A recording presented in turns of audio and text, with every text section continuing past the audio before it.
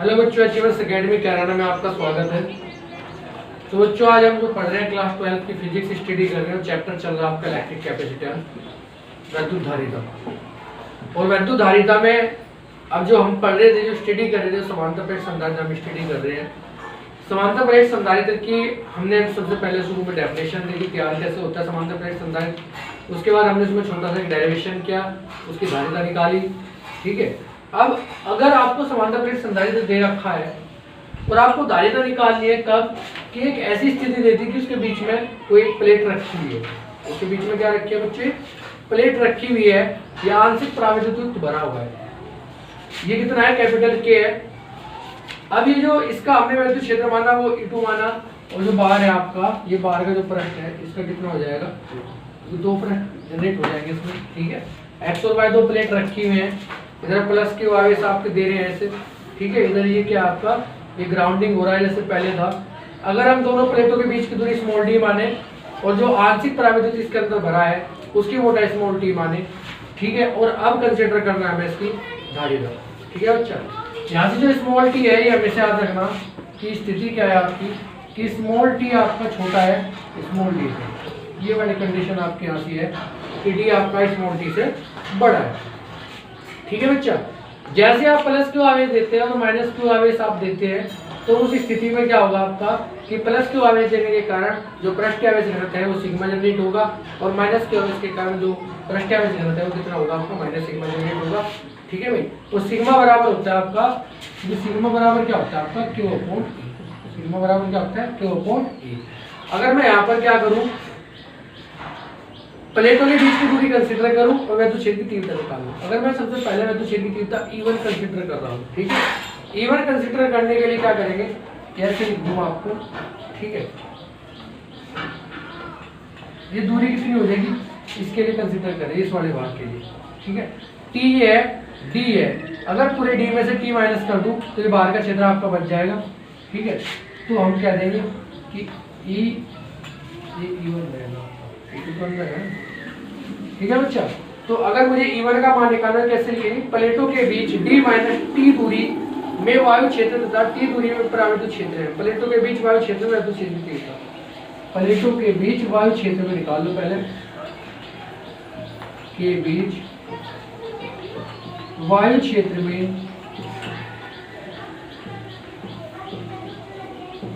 वैद्युत क्षेत्र की तीव्रता।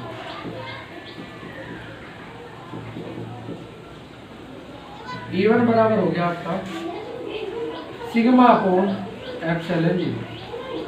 E1 बराबर हो गया आपका सिग्मा अपॉन एप्सिलॉन जीरो। ठीक है बच्चों, नेक्स्ट एक कंडीशन में डिस्कस कर रहा हूं, प्लेटों के बीच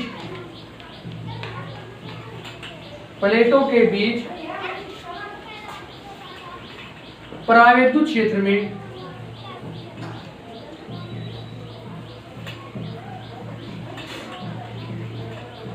वैद्युत क्षेत्र की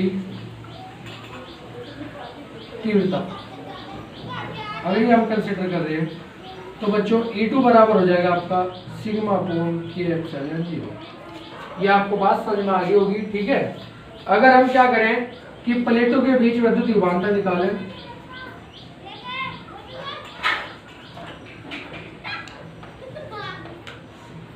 वैद्युत विभवांतर, तो V बराबर आपको हो जाएगा, V बराबर देखेंगे एक तो वायु पृष्ठ के लिए E1, और जो D होगा, D का मान कितना हो जाएगा? D minus T. भाई जो इनके बीच की जो दूरी है वो कितनी हो जाएगी? D minus t plus E2 into T. बात समझ में आ रही होगी बच्चों। ठीक है, V बराबर, अब यहाँ से मान रख लेंगे, E1 का मान कितना? Sigma upon epsilon zero D minus t plus sigma upon k epsilon zero into small t. ठीक है भाई, जो कॉमन होता है वो कॉमन निकाल लें, तो अंदर बच गया आपका D minus t plus small T upon capital T. यहाँ तक तो किसी को प्रॉब्लम नहीं होनी चाहिए। ठीक है, हमें निकालने वैद्युत धारिता प्लेटों के बीच वैद्युत धारिता। तो C बराबर क्यू अपॉन V। सी बराबर क्यू की वैल्यू कितनी, क्यू तो क्यू ले लो अभी फिलहाल, और वी का मान कितना है D minus T sigma upon epsilon 0 D minus t plus D upon T. ठीक है भाई, इससे आगे कंडीशन देखेंगे। क्यू का मान सिग्मा अपॉन ए था गया, तो वो रख लेंगे आप यहाँ से। क्यू का मान क्या है, सिग्मा अपॉन ए है, ठीक है, वो मान आप यहाँ से रख सकते हैं।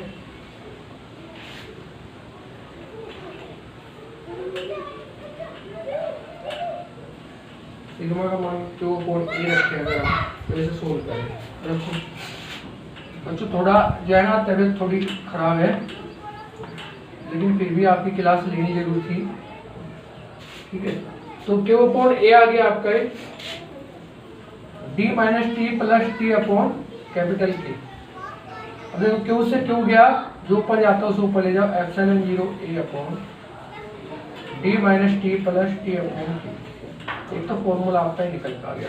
ठीक है, और क्या कर सकते हैं इसमें, टी बाहर निकाल लो, तो सी बराबर epsilon 0 A D minus T, bracket में आ जाएगा 1 माइनस 1 अपॉन के।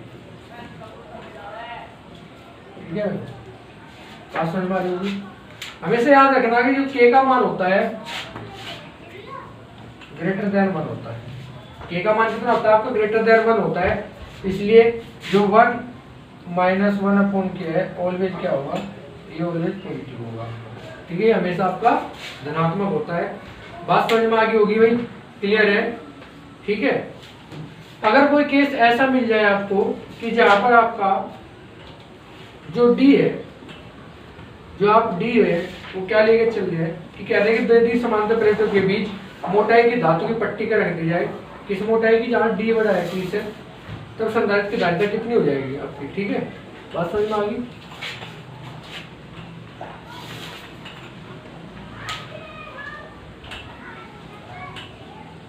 तो वहां से आप क्या करेंगे, ये कह रहा है कि संधारित्र प्लेटों के बीच टी मोटाई की धातु की पट्टी का रख दिया तब संधारित्र की धारिता, अगर टी मोटाई की, आपको पूरी टी मोटाई की रख दे पट्टी, तो के का मान आपका अनंत हो जाएगा।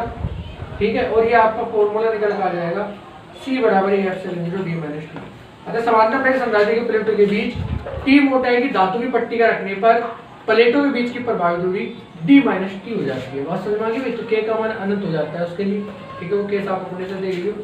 अगर बहुत सारी पट्टियां ऐसी रखी हो जिनकी मोटाई T1, T2, T3, T चलती जा रही है, ठीक है, और उनके लिए आपको फॉर्मूला निकालना है, तो बस ये ध्यान रखना, C बराबर एप्सिलॉन 0 A।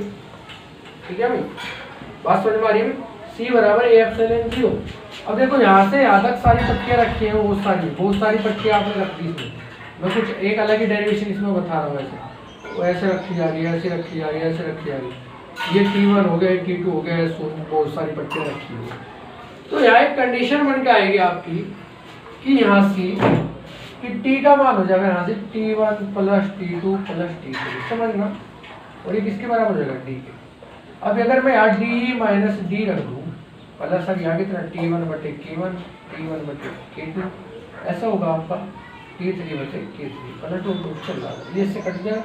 तो फॉर्मूला आपको क्या बन के आ जाता है बच्चों, इस केस में मैं डेरिवेशन करा नहीं रहा, क्या समझा रहा हूँ, अपॉन T1 बटे K1 प्लस T2 बटे K2 प्लस T3 बटे K3।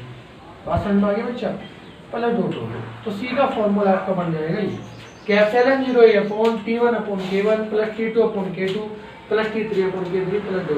बात समझ में आई बच्चों। वो केस कब होगा जब बहुत सारी पट्टियां इसके बीच में रखी हो जिसकी मोटाई अलग अलग T1 T2 T3 2 जिनके प्रावधान भी अलग अलग होंगे K1 K2 K3 2, तब आपके अगर इनकी सारी मोटाई को जोड़ दे वो D के बराबर हो जाएगी, और जो K1 K2 K3 है वो आपका अलग अलग रहेगा। जब मैंने मान यहाँ रख दिया, अभी T का मान D हो गया, D से D कट गया, तो बचेगा आपका T1 upon K1 plus T2 upon K2 plus T3 upon K3 plus 2, फिर ये मीनिंग हो जाएगा आपका इसका।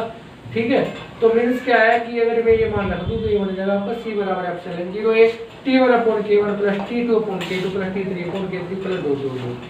उम्मीद है आपको डेरिवेशन समझ में आ गया होगा। तो बच्चों ये डेरिवेशन आपको समझ में आ गया होगा। कि थोड़ा और इससे आगे चलते हैं, इससे आगे का डिस्कस करेंगे अब।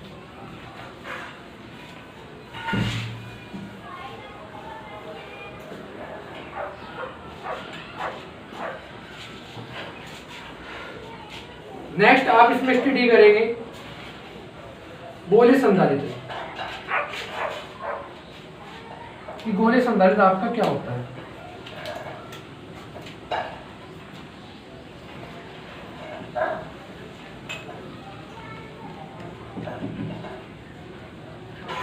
तो गोले संधारित्र क्या होता है आपका, जैसे मैंने आपको पहले भी समझाया था कि इसमें एक ऋणात्मक प्लेट तो बाहर लगी रहे और एक धनात्मक प्लेट अंदर लगी रहे।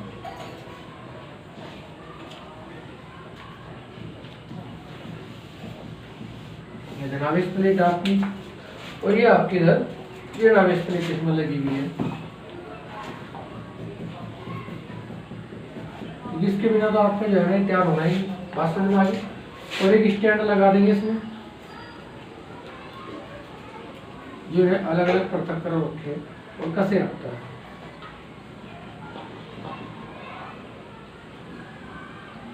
ठीक है बच्चा, ये इसमें एक स्टैंड लगा रहा है भाई, और इसे क्या करते हैं, इसे ग्राउंडिंग करते हैं। और जो बीच वाले का जो आपका है ये मान लिया मैंने, इसकी त्रिज्या होती है स्मॉल आर, उसको होती है कैपिटल आर। ठीक है, समझ में आ रहा होगा आपको। तो ये आपका ए हो गया भाई, ये हो गया आपका बी। तो ये होता है आपका गोले संधारित्र। तो एक गोले संधारित्र दो सेकेंडरी खोखले गोले चालक ए और बी से मिलकर बना है। इसकी त्रिज्या हमने अंदर वाले की स्मॉल आर ले ली और बाहर वाले कैपिटल आर, जहाँ है कि कैपिटल आर बड़ा है स्मॉल आर से, कैपिटल का आर बड़ा है स्मॉल आर से बड़ा है। ठीक है भाई, बात समझ में आ रही होगी। दोनों गोले चालक एक दूसरे को कहीं भी स्पर्श नहीं करते, अर्थात अलग अलग होते हैं तथा उनके बीच के जो माध्यम है उसमें जो है पराविद्युतांक भरा हुआ है। मान लिया कैपिटल के, हमने सपोज कर लिया कि इसमें पराविद्युतांक कितना भरा हुआ है, कैपिटल के भरा हुआ है। ठीक है, तो अब अगर हम विद्युत विभव निकालें बिंदु ए पर प्लस क्यू आवेश के कारण,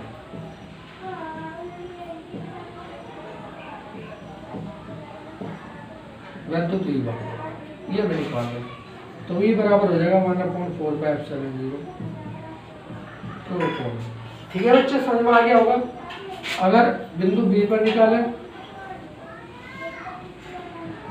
-2 आवेश के कारण विद्युत विभव V बराबर हो जाएगा आपका, ये भी ये ले लो। ठीक है भाई, ये VA डैश ले लो आप इसे, तो ये भी हो जाए VA डैश के लिए अभी मैं आपको बताऊंगा 1/4 पाई एप्सिलॉन 0 क्या पता। ठीक है बच्चे, इतना आप कर लोगे। किसी गोले चालक के अंदर सभी बिंदुओं पर विद्युत विभव उसके पृष्ठ पर विद्युत विभव के समान होता है। जितने भी आपके बिंदु होंगे उसमें क्या होगा, जो पृष्ठ में विद्युत विभव है उसके समान होगा। ये गोले चालक ए चालक बी के अंदर स्थित है, ए किसके अंदर है, बी के अंदर स्थित है। अतः चालक बी के कारण ए पे, अब बी के कारण ए पे भी तो विद्युत विभव लगेगा, ये तो लग ही रहा है VA डैश, तो एक और काम करेगा, बी के कारण ए पर विद्युत विभव, तो देखो भाई ये कितना हो जाएगा आपका VA डबल डैश बराबर 0 और बराबर कितना -1/4 पाई एप्सिलॉन 0 क्यों को ये माइनस हो जाएगा दोस्तों क्यों को बात समझ में आ गई। तो VA डबल डैश किसके बराबर हो गया, VBT। ठीक है, तो चालक ए पर, अगर चालक ए पर परिणामी निकालना है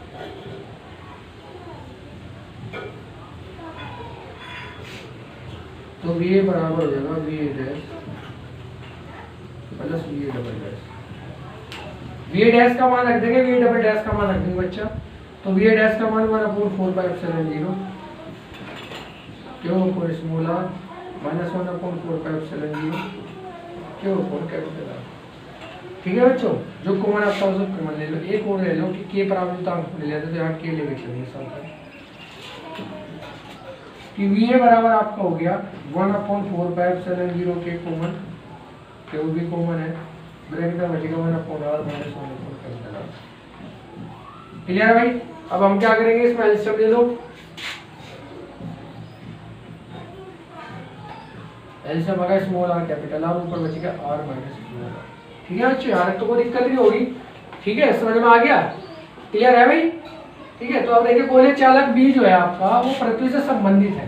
बी किससे संबंधित है, पृथ्वी से संबंधित है, ये पृथ्वी से जुड़ा हुआ है। तो इसलिए जो बी पर विभव होगा वो तो शून्य होगा। तो अगर हम कुल विभव कंसिडर करते हैं, ए व बी के बीच विभवांतर, बी बराबर बी माइनस बी, बी का मान रखेंगे, ब्रैकेट में लिख देंगे स्मॉल आर कैपिटल आर, ठीक है, और माइनस 0, और यहाँ लिख देंगे चूंकि बी प्रति से संबंधित,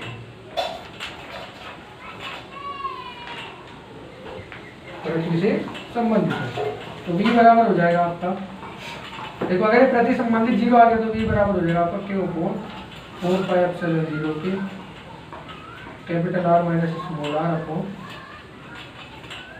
स्मॉल r कैपिटल R, ठीक है भाई, ये भी निकल के आ गया आपका यहाँ से। अब हम क्या करते हैं, निकालना क्या है, सी, तो लिखेंगे गोलीय संधारित्र की धारिता,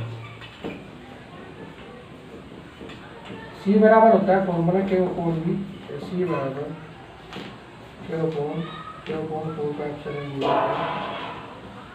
r minus small r capital R, क्यों से क्यों गया, 2 पर जाता है तो ऊपर ले जाओ, 4 पाई एप्सिलॉन 0 की small r capital R upon r minus r, ठीक है भाई। सी का मान निकल आ गया 4 पाई एप्सिलॉन 0 के कैपिटल R स्मॉल r, तो capital R small r upon capital R minus small r आपका निकल के आ गया, बात समझ में, ठीक है। सी का सूत्र आ गया इसका, यदि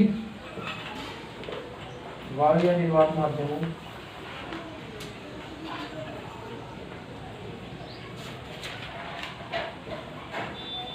तब के बराबर कितना आएगा बच्चा 1, इसलिए सी बराबर आपका आ जाएगा 4 pi epsilon 0 small r capital R और capital R minus small r, ठीक है भाई। ये आपका डेरिवेशन ऐसे हो जाएगा। ये था आपका गोले संधारित्र, समझ में आपके आ गया होगा, एक बार रिवाइज करा दूंगा आपको। गोले संधारित्र क्या होता है, इसके अंदर एक खोखला गोला होगा जिसके पास धनावेश होंगे और बाहर क्या होंगे आपके, एक दूसरा खोखला गोला इसके बाहर होगा, उसके क्या होगा आपका 2 सेकेंड के खोखले गोले इसके अंदर होते हैं, तो उस पर जो आवेश होगा माइनस के आवेश होगा, ठीक है। जो माइनस के आवेश है वो क्या करने पड़ता है, हमारे हमेशा पृथ्वी से कनेक्ट कर दे। एक इसमें क्या है, ये पैच लगा होगा जो इसे इन्हें टाइट रखेगा और अलग अलग करके रखेगा, ठीक है। ये आपका ए हो गया, ये आपका बी हो गया। जो अंदर वाला आपका लगा हुआ है इसकी त्रिज्या स्मॉल r होगी और जो बाहर वाला आपका है इसकी कैपिटल R होगी, बात समझ में आ गई बच्चों, ठीक है। अगर हम कह लें कि परावर्तन इसके अंदर भरा हुआ है, उस स्थिति में अगर हम बिंदु ए पर प्लस के आवेश के कारण विद्युत विभव निकाल रहे हैं तो v डैश बराबर 1/4 पाई एप्सिलॉन 0 के अपॉन r आ जाएगा, ठीक है भाई। b पे निकालेंगे तो v बराबर 1/4 पाई एप्सिलॉन 0 के यहाँ माइनस के अपॉन कैपिटल r आ जाएगा, ठीक है। अब देखो चूंकि a b के अंदर रखा हुआ है तो b के कारण a पे जो है ना विद्युत विभव कार्य कर रहा होगा, तो b के कारण a पर विद्युत विभव v डबल डैश बराबर किसके हो जाएगा, bb के। तो bb का मान कितना -1/4 pi epsilon 0 q upon r, यहाँ k और ले जो बच्चा यहाँ k रह गया आपका t हो जाएगा, ठीक है, यहाँ भी k लिखा हुआ, ठीक है भाई। तो अब ये मान रखेंगे तो v dash plus v double dash, ये मान रख दिया, जो कॉमन आता हो तो कॉमन ले लिया, q अपॉन 4 पाई एप्सिलॉन 0 के कॉमन आ गया, ब्रैकेट में बच गया आपका 1/स्मॉल r माइनस 1/कैपिटल R, ठीक है। इसका एलसीएम लिया स्मॉल r कैपिटल R आ गया, तो जब इसे डिवाइड करेंगे कैपिटल R इधर आ गया, r माइनस स्मॉल r हो जाएगा आपका, ठीक है। इसके बाद a और b के बीच विभाजन निकालना है, तो v बराबर क्या हो जाएगा आपका v माइनस v भी आपका 0 होगा, क्योंकि जो बाहर का जो पृष्ठ है जो b है आपका वो क्या है, वो पृथ्वी से जुड़ा हुआ है, क्लियर बच्चा। तो ये आपका हो जाएगा v बराबर q अपॉन 4 पाई एप्सिलॉन 0 के capital R minus small r upon small r capital R minus 0, तो v बराबर हो गया q अपॉन 4 पाई एप्सिलॉन 0 के capital R minus small r बटे small r into capital R, ठीक है भाई। इसके बाद अगर हमें इसकी धारिता निकालनी है गोलीय संधारित्र की, तो c बराबर q अपॉन v का मान रख दिया और q से q कैंसिल हो गया, जो ऊपर जाता है उसे ऊपर ले गया, उल्टा हो गया आपका। यदि वायु निर्वात माध्यम है तो k बराबर 1 ले देंगे, तो c बराबर 4 पाई एप्सिलॉन 0 ब्रैकेट में आ जाएगा स्मॉल r कैपिटल R बटे capital R minus small r। तो ये था इसकी वैल्यू धारिता का सूत्र, आशा करते होंगे आपके समझ में आ गया होगा, ठीक है। अब आगे की स्टडी आप करेंगे, बच्चे क्लियर हो गया होगा। अब इससे आगे हम चलते हैं, संधारित्रों के संयोजन हम स्टडी करेंगे इसके अंदर कि संधारित्रों को संयोजित कैसे करते हैं। देखो संयोजित करने की दो विधियां होती है, तो श्रेणीक्रम एक समांतरक्रम। 10th क्लास में आपने पढ़ा होगा कि प्रतिरोधों का श्रेणीक्रम और प्रतिरोधों का समांतरक्रम। सेम वही प्रोसीजर आप यहाँ फॉलो करेंगे, बस यहाँ थोड़ा सा चेंज होता है कि लेते कैसे, ठीक है। तो आपकी जो हेडिंग हो जाएगी वो हो जाएगी आपकी संधारित्रों का संयोजन।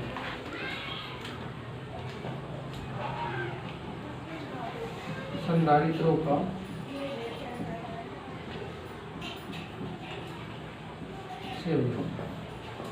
Combination of capacitor, combination of capacitor, ठीक है। तो मान लिया मैं सपोज करके चल रहा हूँ कि आपके यहाँ से कुछ संधारित्र जुड़े हुए हैं, ऐसे तो है संधारित्र, भाई प्लस की प्लेट लगी हुई है, माइनस की प्लेट, इसे संधारित्र बोलते हैं। आगे चलेंगे, एक प्लेट और लगी हुई है,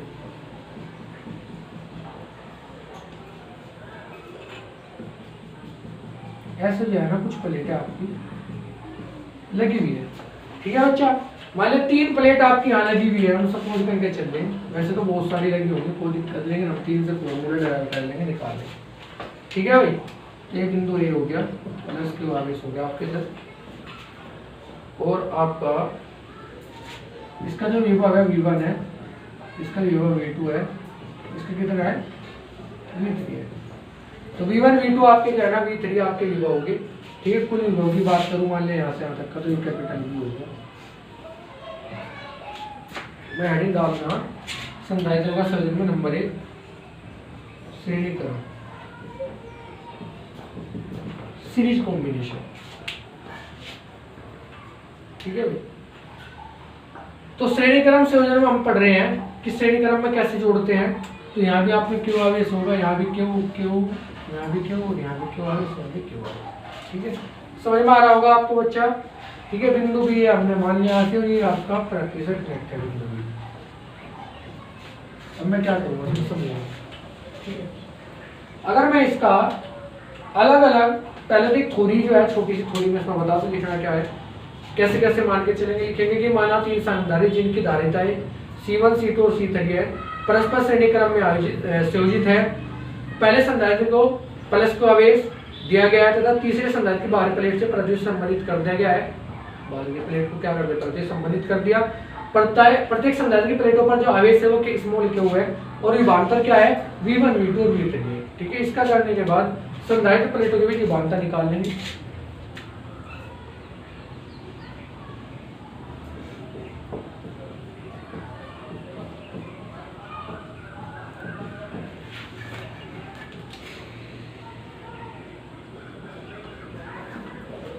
तो विभवांतर निकालना है संधारित्र प्लेटों के बीच, ठीक है। V बराबर V1 plus V2 plus V3। V बराबर V1 का मान 1/4πε0 के, सॉरी ये वाला नहीं रखने यहाँ से, ठीक है, क्योंकि यहाँ मान जो दे रखा आवेश दे रखा और C दे रखा। तो V1 बराबर हो जाएगा Q/C1, ठीक है। V2 बराबर Q/C2, V3 बराबर क्या होगा Q/C3। देखो श्रेणी क्रम में जो होता है आपका वैद्युत विभव क्या होता है, वो आपका ऐसे होता है। श्रेणी क्रम के लिए अलग अलग विभव होता है, आपका समांतर क्रम में विभव समान होता है, ठीक है बच्चा। तो ये मान यहाँ रखो, तो V का मान कितना होगा, मान लिया V बराबर क्या ले लिया हमने Q/C, ठीक है। तो कुल विभवांतर, अगर हम कुल विभवांतर बराबर ले लिया V बराबर Q/C1 plus Q/C2 plus Q/C3 और V बराबर भी क्या हो जाएगा आपको Q/C1 plus Q/C2 plus Q/C3। क्यों कॉमन ले लो, जहाँ 1/C क्या है आपका बच्चा, ये है आपका इक्विवेलेंट धारिता, ठीक है। तो यहाँ से Q से Q कैंसिल, तो ये आ गया आपका 1/C बराबर 1/C1 plus 1/C2 plus 1/C3। ये तो क्या था 3 के लिए, अगर बहुत सारे के लिए जोड़ रहे हैं तो बहुत सारे के लिए भी आप इसी ऑर्डर में जोड़ देंगे 1/C1 plus 1/C2 plus 1/C3 dot dot dot ऐसे। बात समझ में आ गई होगी बच्चों। अगर आपको 2 संधारित्र दे रखे हैं, यदि 2 संधारित्र आपको दे रखे हैं,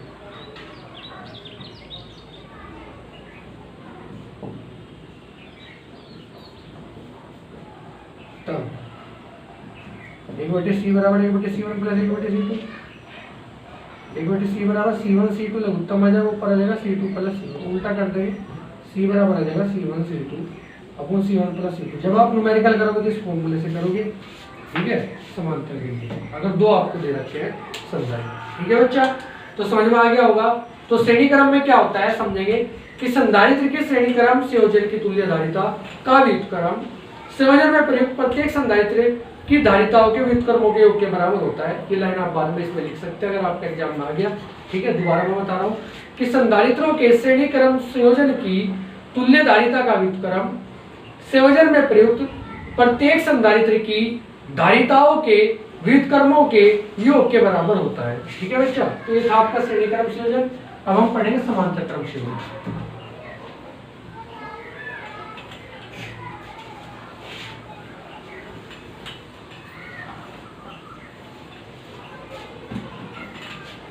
नेक्स्ट है आपका समांतर क्रम संयोजन।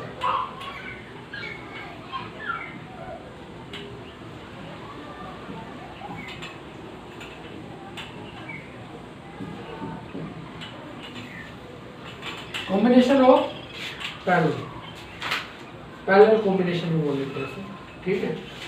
अगर पैरेलल कॉम्बिनेशन है तो मान लिया मैंने 3 प्लेट लगी हुई है, 3 ही लेके चलो, 3 ही लेगा, मेरा संयोजन होगा समांतर क्रम में,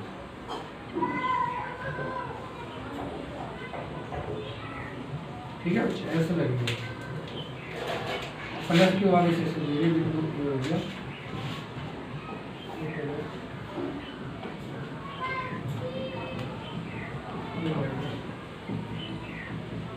तो 3 प्लेट ऐसे बच्चा लगी हुई है, तो इसकी धारिता ये इसकी जो है वो आप अलग अलग ले लो, C1 हो गया, इसकी C2 होगी, इसकी C3 होगी, विभव आपका समान होगा समांतर क्रम में, ठीक है बच्चा।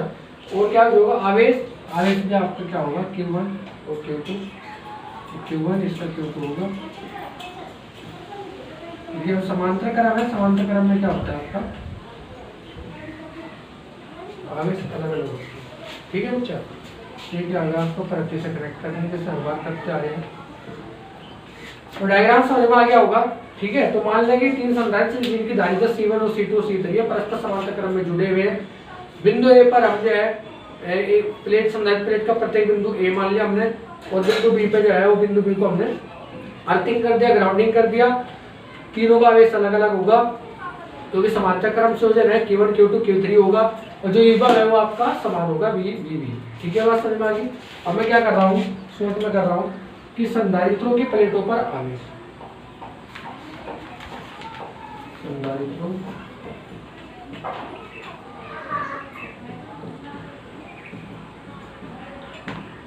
प्लेटों पर आवेश Q1 बराबर C1V, Q2 बराबर C2V, Q3 बराबर C3, ठीक है बच्चा। अब अगर हम आवेश निकालें कि कुल आवेश कितना होगा, Q बराबर Q1 प्लस, अगर हम तुल्य धारिता C मान लें तो Q बराबर हो जाएगा आपका CV, C1V, C2V, C3V, C common ले दो, सॉरी C नहीं कॉमन आएगा, V कॉमन आएगा, C1 plus C2 plus C3, V से V गया तो C बराबर आपका आ गया C1 plus C2 plus C3। बात समझ में आ गई होगी, बड़ा छोटा सा टॉपिक था, आपका क्लियर हो गया होगा, ये समझ में आ गया होगा। तो संधारित्रों का जो समांतर क्रम संयोजन की तुल्य धारिता होती है वो संयोजन में प्रयुक्त प्रत्येक संधारित्र की धारिता के योग के बराबर होती है। तो आपको क्लियर हो गया होगा बच्चा। बस 2 डेरिवेशन आपके इसमें रह गए इस चैप्टर में, फिर आपके सेकंड चैप्टर जो आपका कंप्लीट हो जाएगा। एक तो इसमें कराना है वो ऊर्जा ह्रास का व्यंजक, ठीक है, और दूसरा कराना है आपको ऊर्जा के लिए व्यंजक। एक तो ऊर्जा के लिए व्यंजक करना है और एक ऊर्जा ह्रास के लिए व्यंजक। तो दोनों जो डेरिवेशन वो आपको नेक्स्ट लेक्चर में दे दिए जाएंगे, ठीक है। उम्मीद है कि आज का वीडियो लेक्चर आपको बड़ा अच्छा लगा होगा। वीडियो अगर पसंद आए तो लाइक करें, चैनल को सब्सक्राइब करें, वीडियो को शेयर करें, ज़्यादा से ज़्यादा शेयर करें, ठीक है बच्चों। कुछ बच्चे ऐसे हैं कि वीडियो लेक्चर नहीं देख रहे हैं, ओनली फॉर्मेलिटी पूरी कर रहे हैं। तो बच्चों ये जो टाइम है आपका ये बड़ा इंपॉर्टेंट है। एग्जाम टाइम आपका चल रहा है, आप ये मान के चले, क्योंकि आपका जो एग्जाम हो फरवरी में कंफर्म है, उसको चेंज नहीं कर सकता। ये बाकायदा पूरा एक शेड्यूल आया हुआ है, मैंने पीडीएफ उसकी डाली हुई है, आपने देख भी ली होगी, ठीक है। तो बच्चों बिल्कुल भी हमें होपलेस नहीं होना है, हमें अपनी तैयारी कंटिन्यूस जारी रखनी है, क्योंकि हमें 95 प्लस मार्क्स फिजिक्स में चाहिए ही चाहिए। ये टारगेट आपका होना चाहिए और इसी टारगेट के साथ आप हमारे से जुड़े रहें और इन वीडियो लेक्चर का फायदा उठाते रहें। अपना जो डेली वर्क आपको दे जा रहा है वो डेली टास्क अपनी कंप्लीट पूरी करती रहे। ठीक है, तो आज के लिए धन्यवाद, थैंक यू।